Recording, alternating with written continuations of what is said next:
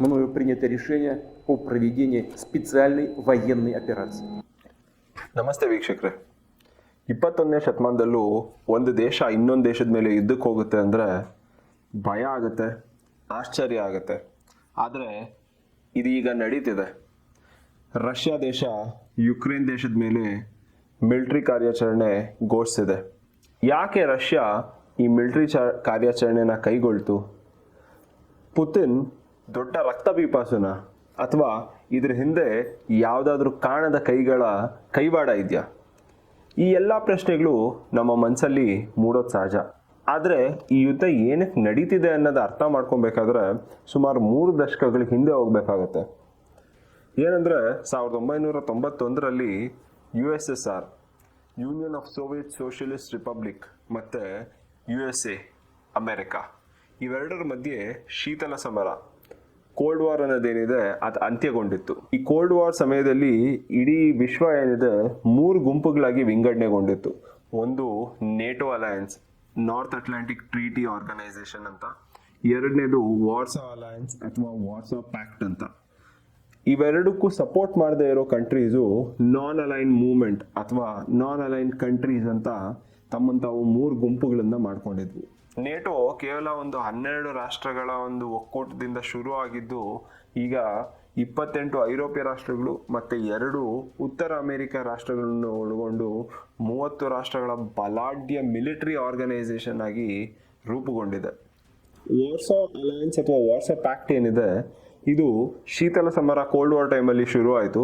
ಆದರೆ 1991ರಲ್ಲಿ ಈ ಶೀತಲ ಸಮರ ಕೊನೆಗೊಂಡಾಗ ವಾರ್ಸಾ ಪ್ಯಾಕ್ಟ್ ಡಿಸಾಲ್ವ್ ಆಯಿತು. ಆದರೆ ನೇಟೋ ಅಲಯನ್ಸ್ ಏನಿದೆ, USSR ವಿರುದ್ಧ ಒಂದು ಹುಟ್ಕೊಂಡಂಥ ಶಕ್ತಿ ನೇಟೋ ಅಲಯನ್ಸ್, ಅದು ಡಿಸಾಲ್ವ್ ಆಗಿಲ್ಲ.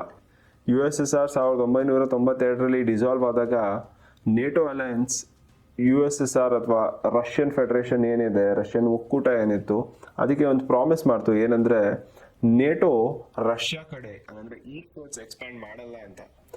ಆದರೆ ನೇಟೋ ಅಲಯನ್ಸ್ ಈ ಪ್ರಾಮಿಸ್ನ ಮುರಿತು ಕೂಡ.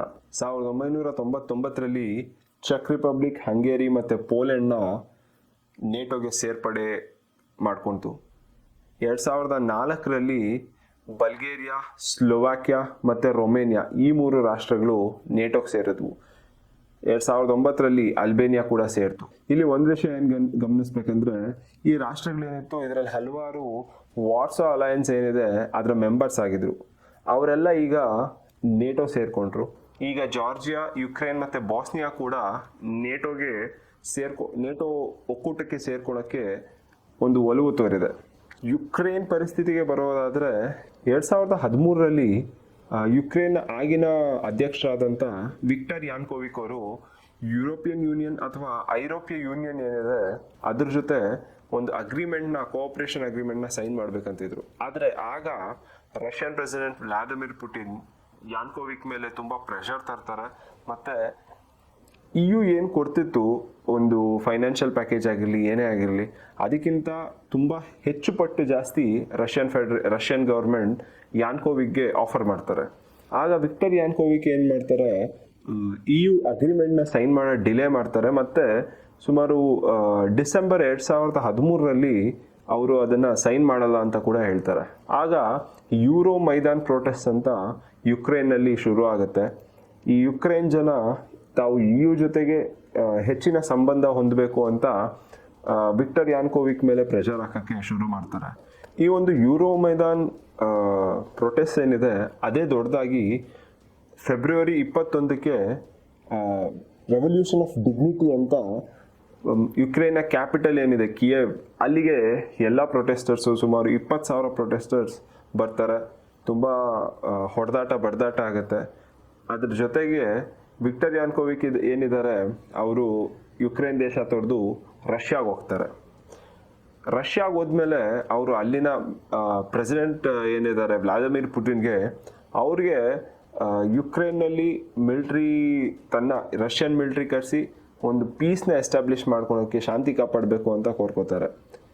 ಇದೇ ಸಂದರ್ಭಕ್ಕಾಗಿ ಕಾಯ್ತಿದ್ದ ರಷ್ಯಾ ತನ್ನ ಆರ್ಮಿನ ಕಳಿಸಿ ಕ್ರೈಮಿಯಾ ಅನ್ನೋ ಪ್ರಾಂತ್ಯನ ಅನೆಕ್ಸ್ ಮಾಡಿದ್ರು. ಕ್ರೈಮಿಯಾ ಅನ್ನೋ ಪ್ರಾಂತ್ಯನ ರಷ್ಯಾಗೆ ಸೇರಿಸ್ಕೊಂಡ್ರು. ಮತ್ತು ಡಾನ್ಬಾಸ್ ಅನ್ನೋದೊಂದು ರೀಜನ್ ಏನಿದೆ ಅದರಲ್ಲಿ ಡೋನಿಯಸ್ಕ್ ಮತ್ತು ಲುಹಾನ್ಸ್ಕ್ ಅನ್ನೋ 2 ಪ್ರದೇಶದಲ್ಲಿ ಒಂದು ಇಂಡಿಪೆಂಡೆಂಟ್ ಗೌರ್ಮೆಂಟ್ನ ಸ್ಥಾಪನೆ ಮಾಡಿಸಿದ್ರು. ಇದಾದ ನಂತರ ಡಾನ್ಬಾಸ್ ರೀಜನ್ನಲ್ಲಿ ತುಂಬ ಒಂದು ಹಿಂಸಾಚಾರ ಶುರು ಆಯಿತು. ಇದನ್ನು ನಿಲ್ಲಿಸೋದಕ್ಕೋಸ್ಕರ ನೆಕ್ಸ್ಟ್ ಯುಕ್ರೇನ್ ಪ್ರೆಸಿಡೆಂಟ್ ಏನು ಎಲೆಕ್ಟ್ ಆದರು ಪೆಟ್ರೋ ಪೊರೋಶೆಂಕೋ ಅವರು ರಷ್ಯಾ ಜೊತೆ ಮಿನ್ಸ್ಕ್ ಅಗ್ರಿಮೆಂಟ್ ಅಂತ ಒಂದು ಸೈನ್ ಮಾಡಿದ್ರು. ಈ ಅಗ್ರಿಮೆಂಟ್ ಪ್ರಕಾರ ಯುಕ್ರೇನ್ ಯಾವುದೇ ಒಂದು ಒಕ್ಕೂಟಕ್ಕೆ ಸೇರಬಾರ್ದು ಮತ್ತು ತನ್ನ ಶಸ್ತ್ರಾಸ್ತ್ರಗಳನ್ನ ಹೆಚ್ಚು ಮಾಡ್ಕೊಬಾರ್ದು ಅನ್ನೋದೆಲ್ಲ ಈ ಅಗ್ರಿಮೆಂಟಲ್ಲಿ ಇರುತ್ತೆ. ಇದ್ರ ಜೊತೆ ಡಾನ್ಬಾಸ್ ರೀಜನ್ ಏನಿದೆ ಅದರಲ್ಲಿ ಕೂಡ ಯುದ್ಧ ಏನು ನಡೀತಿತ್ತು, ಘರ್ಷಣೆ ಏನು ನಡೀತಿತ್ತು ಅದನ್ನ ನಿಲ್ಲಿಸಿ ಡೊನೆಟ್ಸ್ಕ್ ಮತ್ತು ಲುಹಾನ್ಸ್ಕ್ ಅನ್ನೋ ಪ್ರದೇಶಗಳಿಗೆ ಹೆಚ್ಚು ಆಟೋನಮಿ ಕೊಡಬೇಕು ಅನ್ನೋದನ್ನ ಇಲ್ಲಿ ತಿಳಿಸಲಾಗುತ್ತೆ ಈ ಮಿನ್ಸ್ಕ್ ಅಗ್ರಿಮೆಂಟ್ನಲ್ಲಿ. 2014 ಆದಮೇಲೆ ಇದು ಪೆಟ್ರೋ ಪೊರೋಶೆಂಕೋ ಅಧ್ಯಕ್ಷರಾಗಿರ್ತಾರೆ ಯುಕ್ರೇನ್ನಲ್ಲಿ. 2019ರಲ್ಲಿ ಈಗ ಏನು ಅಧ್ಯಕ್ಷರಾಗಿದ್ದಾರೆ ವ್ಲಾದಿಮಿರ್ ಝೆಲೆನ್ಸ್ಕಿ ಅವರು ಆಯ್ಕೆಯಾಗಿ ಬರ್ತಾರೆ. ಅವರು ಆಯ್ಕೆಯಾಗಿ ಬಂದ ಮೇಲೆ ಮಿನ್ಸ್ಕ್ ಅಗ್ರಿಮೆಂಟ್ ಏನಿದೆ ಅದ್ರ ಕಡೆಗೆ ಹೆಚ್ಚು ಗಮನ ಕೊಡ್ದಿರ EU ಕಡೆಗೇನೆ ಅವರು ಮುಖ ಮಾಡಿ ನಿಲ್ತಾರೆ ಮತ್ತು ನೇಟೋಗೆ ಸೇರ್ಕೊಳಕ್ಕೆ ಅರ್ಜಿ ಹಾಕ್ತಾರೆ. ಇದು ರಷ್ಯಾನ ಕೆರಳಿಸುತ್ತೆ. 2021 ಮಾರ್ಚಿಂದನೇ ರಷ್ಯಾ ತನ್ನ ಒಂದು ಏನಿದೆ ಸೇನೆನ ಯುಕ್ರೇನ್ ಬಾರ್ಡರ್ಗೆ ಕರ್ಕೊಂಬಂದು ನಿಲ್ಲಿಸುತ್ತೆ. ಆದರೆ ಇದು ಯಾವುದಕ್ಕೂ US ಗೌರ್ಮೆಂಟೇ ಆಗಲಿ ಯುಕ್ರೇನ್ ಗೌರ್ಮೆಂಟೇ ಆಗಲಿ ತಲೆ ಕೆಡಿಸ್ಕೊಳೋದಿಲ್ಲ. ಮಾರ್ಚ್ 2021ರಲ್ಲಿ ರಷ್ಯನ್ ಆರ್ಮಿ ಯುಕ್ರೇನ್ ಬಾರ್ಡರ್ ಹತ್ರ ಬರೋದಕ್ಕೆ ಶುರು ಆಗುತ್ತೆ. ಇದನ್ನ ಒಂದು ವಾರ್ನಿಂಗ್ ಸೈನ್ ಅಂತ ಯುಕ್ರೇನ್ ಆಗಲಿ ಅಥವಾ ಅಮೆರಿಕ ಆಗಲಿ ಪರಿಗಣಿಸಲ್ಲ. ಸುಮ್ಮನೆ ಪುಟಿನ್ ಭಯಪಡಿಸೋದಕ್ಕೆ ಮಾಡ್ತಿದ್ದಾರೆ ಅಂತ ಎಲ್ಲರೂ ಅಂತಾರೆ. ಆದರೆ ಪುಟಿನ್ ಕೂಡ ನೋಡೋಷ್ಟು ನೋಡ್ತಾರೆ. ಇದ್ರ ಜೊತೆಗೆ ಸೆಪ್ಟೆಂಬರ್ನಲ್ಲಿ ಯುಕ್ರೇನ್ ನೇಟೋ ಜೊತೆ ವೈಮಾನಿಕ ಕಾರ್ಯಾಚರಣೆಗಳು ನಡೆಸುತ್ತೆ, ಮಿಲಿಟರಿ ಎಕ್ಸಸೈಸ್ ನಡೆಸುತ್ತೆ. ಇದು ಪುಟಿನ್ ಮತ್ತೂ ಕೆರಳವಾಗಿ ಮಾಡುತ್ತೆ. ಇದಾದ ನಂತರ ಪುಟಿನ್ ಎಷ್ಟೇ ವಾರ್ನಿಂಗ್ ಕೊಟ್ರು USA ಆಗಲಿ ಮತ್ತು ಯುರೋಪ್ ಆಗಲಿ ಯಾರೂ ತಲೆ ಕೆಡಿಸ್ಕೊಳಲ್ಲ. ಕಡೆಗೆ 21ನೇ ತಾರೀಕು February Russian president Vladimir Putin ಏನಿದ್ದಾರೆ ಡೊನೆಟ್ಸ್ಕ್ ಪೀಪಲ್ಸ್ ರಿಪಬ್ಲಿಕ್ ಮತ್ತು ಲುಹಾನ್ಸ್ಕ್ ಪೀಪಲ್ಸ್ ರಿಪಬ್ಲಿಕ್ ಏನಿತ್ತು ಅದನ್ನು ಒಂದು ಇಂಡಿಪೆಂಡೆಂಟ್ ಕಂಟ್ರಿ ಥರ ಪರಿಗಣಿಸೋದಾಗಿ ಘೋಷಣೆ ಮಾಡ್ತಾರೆ. ಇದಾದ ನೆಕ್ಸ್ಟ್ ಡೇ 24 ಫೆಬ್ರವರಿ ಲುಹಾನ್ಸ್ಕ್ ಮತ್ತು ಡೊನೆಟ್ಸ್ಕ್ ರೀಜನ್ನಲ್ಲಿ ಏನು ಶೋಷಣೆ ನಡೀತಾ ಇದೆ ರಷ್ಯನ್ ಸ್ಪೀಕರ್ಸ್ದು ಅದನ್ನು ನಿಲ್ಲಿಸೋದಕ್ಕೆ ಒಂದು ಮಿಲಿಟರಿ ಕಾರ್ಯಾಚರಣೆಯನ್ನು ಕೈಗೊಳ್ತಿದ್ದೀವಿ ಅಂತ ಶುರು ಮಾಡ್ತಾರೆ. ಆದರೆ ಈ ಮಿಲಿಟರಿ ಕಾರ್ಯಾಚರಣೆ ಕೇವಲ ಲುಹಾನ್ಸ್ಕ್ ಮತ್ತು ಡೊನೆಟ್ಸ್ಕ್ ರೀಜನ್ಗಳಿಗೆ ಪ್ರತ್ಯೇಕವಾಗಿರಲ್ಲ. ಈ ಕಡೆ ಬೆಲಾರೂಸ್ನಿಂದನೂ ರಷ್ಯನ್ ಆರ್ಮಿ ಬರುತ್ತೆ ಮತ್ತು ಕ್ರೈಮಿಯಾಯಿಂದನೂ ರಷ್ಯನ್ ಆರ್ಮಿ ಇರುತ್ತೆ. 3 ಕಡೆಯಿಂದ ರಷ್ಯನ್ ಆರ್ಮಿ ಯುಕ್ರೇನ್ ಅಟ್ಯಾಕ್ ಮಾಡುತ್ತೆ. ಈ ಯುದ್ಧ ಶುರು ಆಗೋದಕ್ಕೆ ಹಲವಾರು ಕಾರಣಗಳಿದೆ. ಒಂದು, ಯುಕ್ರೇನ್ ನೇಟೋವಿನತ್ತ ಒಲವು ತೋರಿಸೋದು. ಏನಂದರೆ ರಷ್ಯಾಗೆ ಯುಕ್ರೇನ್ ಏನಿದೆ ಅದು ತುಂಬ ಇಂಪಾರ್ಟೆಂಟ್ ಆಗಿರುತ್ತೆ. ಯಾಕಂದರೆ ಆ ಬಾರ್ಡರ್ ಏನಿದೆ ವೆಸ್ಟರ್ನ್ ಬಾರ್ಡರ್ ಅಲ್ಲಿಂದನೇ ಯಾರೇ ಬಂದಿದ್ರು, ನೆಪೋಲಿಯನ್ನಿಂದ ಹಿಡಿದು ಹಿಟ್ಲರಿಂದನೇ ಹಿಡಿದು ಯಾರೇ ರಷ್ಯಾಗೆ ಅಟ್ಯಾಕ್ ಮಾಡಕ್ಕೆ ಬಂದರೂ ಆ ವೆಸ್ಟರ್ನ್ ಬಾರ್ಡರ್ ಏನಿದೆ ಅಲ್ಲಿಂದನೇ ಬರ್ತಾರೆ. ಸೊ ಯುಕ್ರೇನ್ ಏನಿದೆ ತುಂಬ ಇಂಪಾರ್ಟೆಂಟ್ ಆಗುತ್ತೆ. ಮತ್ತು ಯುಕ್ರೇನ್ ನೇಟೋಗೆ ಸೇರಿದ್ರೆ ನೇಟೋ ಫೋರ್ಸಸ್ ಏನೇನು ಮಿಲಿಟ್ರಿ ಇದೆ ಎಲ್ಲ ಬಂದು ರಷ್ಯಾ ಬಾಗ್ಲ ಹತ್ರ ಬಂದು ನಿಂತ್ಕೊಳುತ್ತೆ. ಸೊ ಈ ಒಂದು ಸೆಕ್ಯೂರಿಟಿ ರಿಸ್ಕನ್ನು ತೊಗೊಳಕ್ಕೆ ರಷ್ಯಾ ರೆಡಿ ಇಲ್ಲ. ಸೊ ಅದಕ್ಕೋಸ್ಕರ ತುಂಬ ಸತಿ ವಾರ್ನ್ ಮಾಡಿದ್ರು ಯುಕ್ರೇನ್ ಮಾತು ಕೇಳೋ ಸ್ಥಿತಿನಲ್ಲಿ ಇರಲಿಲ್ಲ. ಇದು ಒಂದು ಕಾರಣ. ಎರಡನೇ ಕಾರಣ ಆಯಿಲ್ ನಿಕ್ಷೇಪ. ಯುಕ್ರೇನ್ ಮತ್ತು ರಷ್ಯಾ ಗಡಿ ಏನಿದೆ ಅಲ್ಲಿ ಆಯಿಲ್ಗೆ ತುಂಬ ಒಂದು ಪ್ರಶಸ್ತವಾದ ಜಾಗ ಇದೆ. ಇದು ಯುಕ್ರೇನ್ ಮತ್ತು ರಷ್ಯಾ ನಡುವೆ ನಡೀತಾ ಇರೋ ಯುದ್ಧದ ಒಂದು ಸಣ್ಣ ಪರಿಚಯ ಆಗಿರುತ್ತೆ. ವಿಡಿಯೋ ನೋಡಿದ್ದಕ್ಕೆ ಧನ್ಯವಾದಗಳು.